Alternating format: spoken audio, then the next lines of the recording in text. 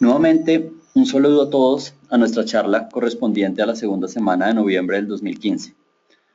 Soy Osman Gordillo y les quiero dar las gracias por las visitas que han hecho a nuestra página y agradecemos que nos envíen sus comentarios a los correos al final de este video. Igualmente, los invitamos a ver nuestra charla de renta variable con estrategias prácticas en el mercado de acciones de Colombia. Bueno, sin más preámbulos, comencemos. Iniciemos con la foto de los mercados durante la última semana. Digamos que se puede decir que en general la volatilidad aumentó por cuenta principalmente de dos agentes. La Fed, que movió el petróleo, los tesoros y el euro, y el Banco de la República y la inflación en Colombia, que básicamente movieron los títulos de renta fija. Sin embargo, no podemos dejar por fuera el Banco Central Europeo, que viene dando señales claras de una profundización de la política monetaria expansiva, haciendo que el euro rompa unos niveles bien importantes a la baja. Esta foto nos lleva a determinar los protagonistas de la semana: la inflación en Colombia y la casi que segura subida de tasas de la Reserva Federal en diciembre. Alrededor de estos dos hechos es que va a girar nuestra charla de esta semana. Como es usual, vamos a repasar los focos de interés desde el punto de vista geográfico. Vamos a empezar por los Estados Unidos, vamos a seguir con Colombia, vamos a ir al otro lado del mundo, a la China, para terminar con el petróleo. Como es usual, no vamos a desarrollar todos los temas que hay en esta presentación, por lo tanto, si tienen deseos de acceder a esta presentación, escríbanos y se la haremos llegar. Bueno, comencemos.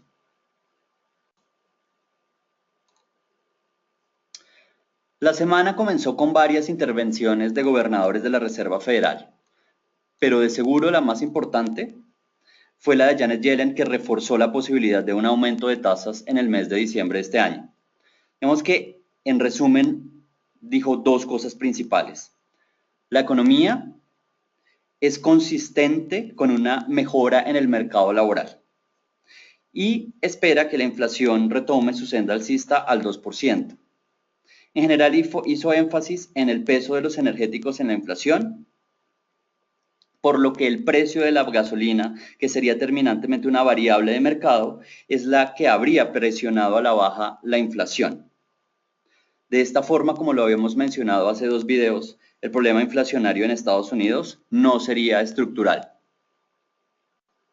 En general, la idea del discurso de Yellen se basó en que respaldaría una subida de las tasas en el mes de diciembre, pero lo importante a tener en cuenta es que esta subida sería lenta y sería data dependiente. El viernes, después de la intervención de Yellen, se conoció uno de los datos más importantes, yo diría que del mes, que fue la publicación del reporte de empleo. Y parece que este dato le dio la razón en general a la Fed, no solo a Janet Yellen. Se crearon 271,000 nuevos puestos de trabajo en Estados Unidos, muy por arriba de lo que se estaba esperando, lo que hace pensar que el cambio de postura de la Fed hacia una alza de tasas tiene toda la lógica. De esta forma, los futuros de la Reserva Federal alcanzaron prácticamente niveles cercanos al 70% en la próxima reunión de diciembre, haciéndonos pensar que el ajuste monetario es prácticamente un hecho. El efecto del mercado a partir de los datos de empleo, digamos que se puede definir o se puede dividir en diferentes variables. En este caso, determinamos tres importantes grupos de variables. Primero, en general, una fortaleza del dólar, lo que es lo mismo que una debilidad del euro, ante unas mayores tasas de Estados Unidos y una profundización de la política expansiva en Europa. Segundo, la debilidad en el precio del petróleo, que acá tenemos con una sombra azul, con las implicaciones para el peso dólar en Colombia. Y tercero, en general, una mejora en la renta variable de Estados Unidos, porque finalmente la economía lo que pasa es que está mejorando. En resumen, uno podría decir que la semana estuvo centrada en una mayor probabilidad de subida de tasas desde el Banco Central de Estados Unidos, lo que sería bueno en general para la renta variable, malo para el precio del petróleo y fortalecería en general el dólar a nivel mundial. La semana que inicia básicamente está llena de intervenciones de gobernadores de la Reserva Federal. Alrededor de 9 van a hablar incluyendo a la misma Janet Yellen. Adicionalmente, el día viernes se va a conocer datos de precios. Puntualmente se conoce el índice de precios al productor, lo cual va a ser bien relevante y daría, digamos que la seguridad de una subida en tasas en el mes de diciembre. Bueno, volvamos a nuestro mapa de factores de focos de interés y vamos al tema de Colombia. La semana pasada, digamos que el centro de atención fue el Banco Central de Colombia, después de una subida de tasas que se dio y la publicación de la inflación.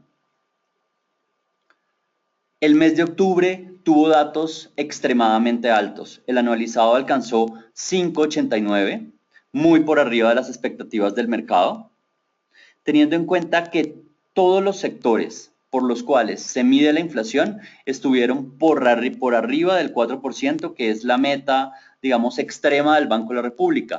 Únicamente un sector estuvo por debajo de ese 4%. Llama la atención que la inflación anualizada de alimentos ya se ubica casi cercana al 9%. Como lo habíamos mencionado antes, la devaluación sigue siendo un factor de presión inflacionaria y el indicador de los precios de los bienes transables pasó de 5,9 a 6,42. Esto a pesar que el ritmo de la devaluación ha venido disminuyendo, digamos que en los últimos 3 meses. Esperamos que este ritmo siga bajando para el mes de noviembre y se ubique alrededor del 31% anual. Ahora, la pregunta clave para tener en cuenta es, ¿hasta cuándo se va a dar este traspaso de inflación desde la devaluación? Es decir, ¿hasta qué momento la devaluación va a afectar el precio de los bienes transables? Nuestros estudios en general hablan de un periodo de 4 meses. Es decir, que la devaluación va a afectar la inflación en una ventana de tiempo de 4 meses. Esto indica que la subida de la tasa de cambio presentada entre los meses de julio, agosto y septiembre va a afectar los índices inflacionarios 4 meses más tarde.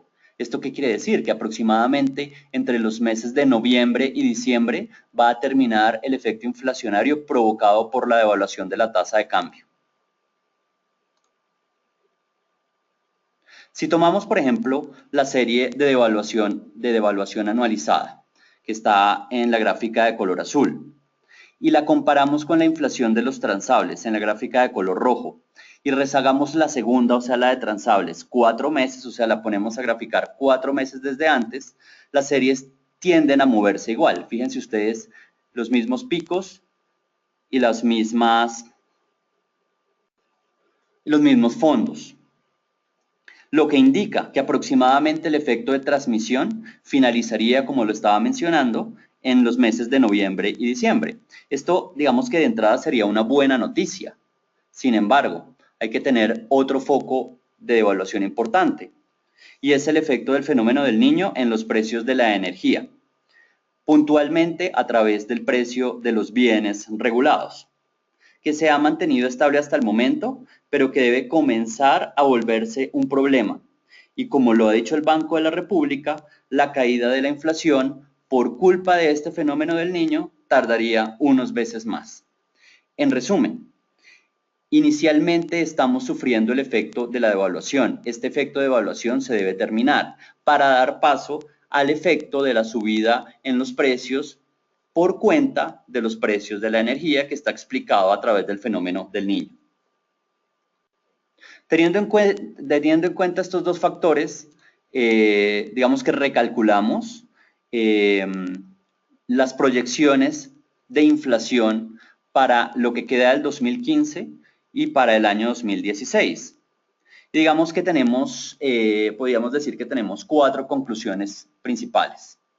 La primera, el mes de noviembre, nuestro proyectado de inflación se ubica en 0,52, lo que llevaría el anualizado a 6,32. Para el mes de diciembre, el mensual sería 0,47 y llevaría la inflación a fin de año a 6,53%. Obviamente, por arriba del nivel en que actualmente estamos. Ahora, el mes de enero continuaría mostrando una tendencia al alza y vemos puntualmente que el anualizado alcanzará niveles del 6,61, explicado por un mensual del 0,72.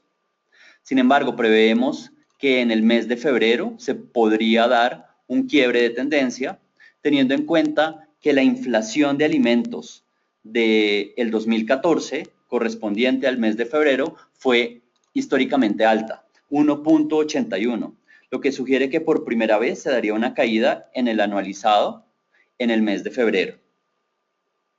Esto nos lleva a presentarles nuestra proyección de la inflación mes a mes de aquí hasta el año 2016. Entonces, para resumir, podemos ver los siguientes movimientos. Una continuación en la tendencia alcista hasta el mes de enero, donde sería el pico inflacionario. Una caída que se vendría dando hasta el mes de abril, vuelve a subir, un segundo pico en el mes de junio, para volver a caer hasta el final del 2016 en diciembre a nuestro esperado de la inflación, que se ubica en 4,16%. Obviamente por arriba de lo que muchos otros agentes del mercado están viendo y obviamente pues también por arriba de la meta del Banco Central de Colombia, que es un máximo de 4%. Bueno, a tener en cuenta en la semana que inicia.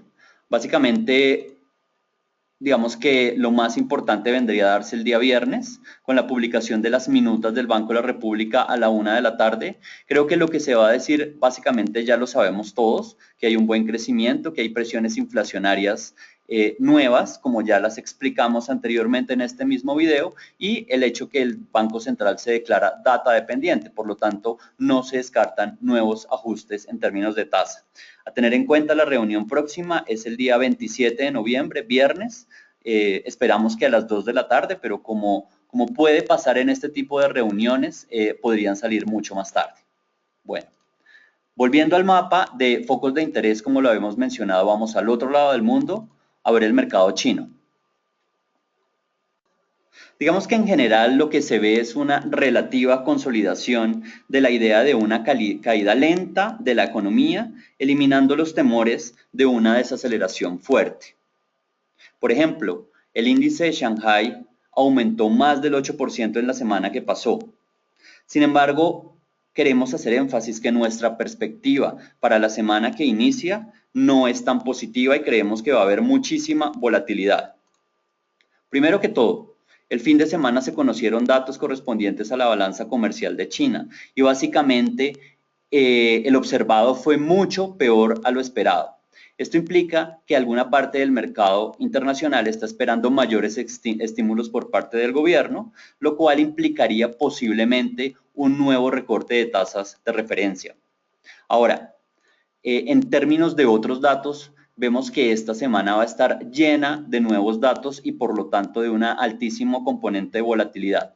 Básicamente el lunes van a publicarse índices inflacionarios y por otro lado el día miércoles se van a publicar datos muy importantes que en general mueven el mercado, como es el índice de producción industrial, las ventas al por menor, y creo que esto nuevamente va a imprimir un alto componente de volatilidad que podría de nuevo tumbar digamos, la recuperación que tuvo la bolsa de China en la semana que acabó de pasar. Bueno, ahora veamos nuestro último foco de incertidumbre, que es básicamente el petróleo. Yo creo que aquí no hay mucho que hablar. En general, la ecuación de oferta y demanda sigue presentando los mismos puntos que ya hemos mencionado anteriormente. Primero, un exceso de oferta. Segundo, una menor liquidez por parte de la subida de las tasas del Banco Central de Estados Unidos y en general la imposibilidad de controlar la producción por parte de los productores. O sea, no hay una posibilidad de reducir realmente la oferta de petróleo en el corto plazo.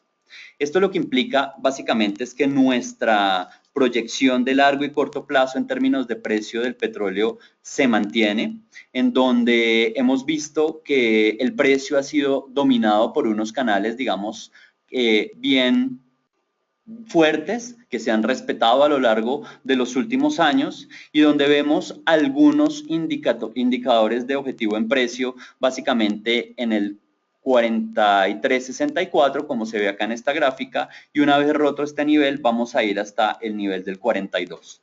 Creemos que actualmente estamos, como se ve en la gráfica, en un rango lateral, pero la probabilidad de romper hacia abajo es bien alta, mucho más teniendo en cuenta dos factores importantes que vamos a tener en cuenta esta semana, que es la volatilidad de China y segundo, la altísima probabilidad que la Reserva Federal suba las tasas en su próxima reunión. Bueno, ahora, para finalizar, quisiera dejarles básicamente 4 ideas en la cabeza. Primero, vemos que China esta semana va a imprimir muchísima volatilidad por toda la cantidad de cifras que se van a publicar a lo largo de la semana, sobre todo al inicio. Segundo, la subida de las tasas de la Reserva Federal prácticamente sería un hecho.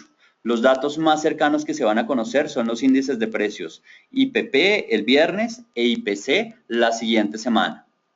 Tercero, el problema inflacionario de Colombia pues prácticamente está cada vez más consolidado y en esta presentación presentamos o mostramos nuestra proyección de inflación de aquí al 2016. Y cuarto, creo que esta semana que entra vamos a empezar a atacar el 43.60 en términos de precio de petróleo y eventualmente podríamos ir hasta el nivel del 42 como lo vimos en la gráfica de, digamos, corto o mediano plazo. Bueno, nuevamente si tienen algún comentario, nos encantaría que nos escribieran a los correos que ven en la pantalla. Muchas gracias por oírme y les deseo una feliz semana. Hasta luego.